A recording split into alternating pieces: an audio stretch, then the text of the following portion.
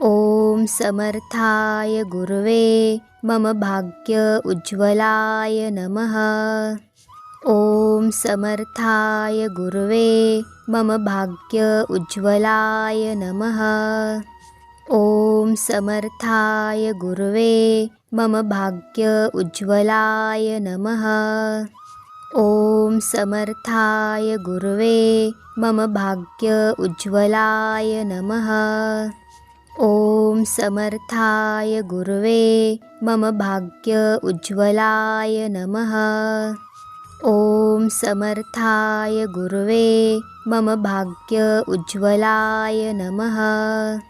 ओम समर्थाय गुरवे मम भाग्य उज्ज्वलाय नमः। ओम समर्थाय गुरवे मम भाग्य उज्ज्वलाय नमः। ओम समर्थाय गुरवे मम भाग्य उज्ज्वलाय नमः। ओम समर्थाय गुरवे मम भाग्य उज्ज्वलाय नमः। ओम समर्थाय गुरवे मम भाग्य उज्ज्वलाय नमः। ओम समर्थाय गुरवे मम भाग्य उज्ज्वलाय नमः। ओम समर्थाय गुरवे मम भाग्य उज्ज्वलाय नमः। ओम समर्थाय गुरवे मम भाग्य उज्ज्वलाय नमः। ओम समर्थाय गुरवे मम भाग्य उज्ज्वलाय नमः। ओम समर्थाय गुरवे मम भाग्य उज्ज्वलाय नमः। ओम समर्थाय गुरवे मम भाग्य उज्ज्वलाय नमः। ओम समर्थाय गुरवे मम भाग्य उज्ज्वलाय नमः। ओम समर्थाय गुरवे मम भाग्य उज्ज्वलाय नमः। ओम समर्थाय गुरवे मम भाग्य उज्ज्वलाय नमः। ओम समर्थाय गुरवे मम भाग्य उज्ज्वलाय नमः। ओम समर्थाय गुरवे मम भाग्य उज्ज्वलाय नमः। ओम समर्थाय गुरवे मम भाग्य उज्ज्वलाय नमः। ओम समर्थाय गुरवे मम भाग्य उज्ज्वलाय नमः। ओम समर्थाय गुरवे मम भाग्य उज्ज्वलाय नमः। ओम समर्थाय गुरवे मम भाग्य उज्ज्वलाय नमः। ओम समर्थाय गुरवे मम भाग्य उज्ज्वलाय नमः। ओम समर्थाय गुरवे मम भाग्य उज्ज्वलाय नमः। ओम समर्थाय गुरवे मम भाग्य उज्ज्वलाय नमः। ओम समर्थाय गुरवे मम भाग्य उज्ज्वलाय नमः। ओम समर्थाय गुरवे मम भाग्य उज्ज्वलाय नमः। ओम समर्थाय गुरवे मम भाग्य उज्ज्वलाय नमः। ओम समर्थाय गुरवे मम भाग्य उज्ज्वलाय नमः। ओम समर्थाय गुरवे मम भाग्य उज्ज्वलाय नमः। ओम समर्थाय गुरवे मम भाग्य उज्ज्वलाय नमः।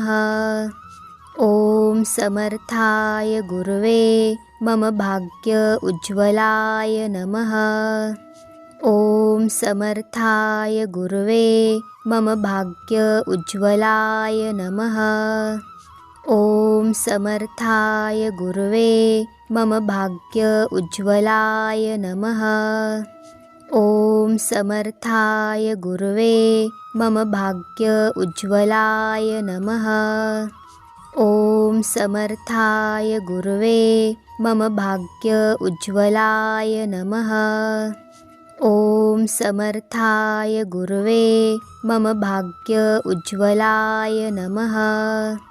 ओम समर्थाय गुरवे मम भाग्य उज्ज्वलाय नमः। ओम समर्थाय गुरवे मम भाग्य उज्ज्वलाय नमः। ओम समर्थाय गुरवे मम भाग्य उज्ज्वलाय नमः। ओम समर्थाय गुरवे मम भाग्य उज्ज्वलाय नमः। ओम समर्थाय गुरवे मम भाग्य उज्ज्वलाय नमः। ओम समर्थाय गुरवे मम भाग्य उज्ज्वलाय नमः। ओम समर्थाय गुरवे मम भाग्य उज्ज्वलाय नमः। ओम समर्थाय गुरवे मम भाग्य उज्ज्वलाय नमः।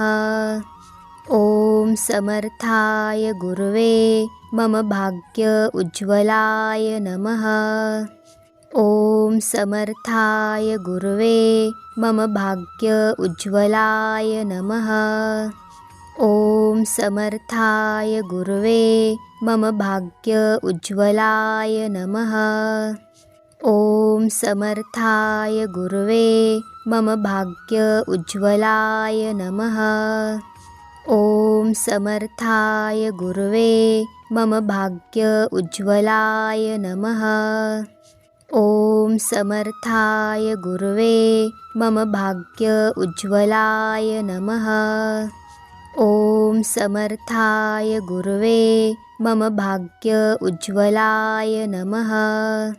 ओम समर्थाय गुरवे मम भाग्य उज्ज्वलाय नमः। ओम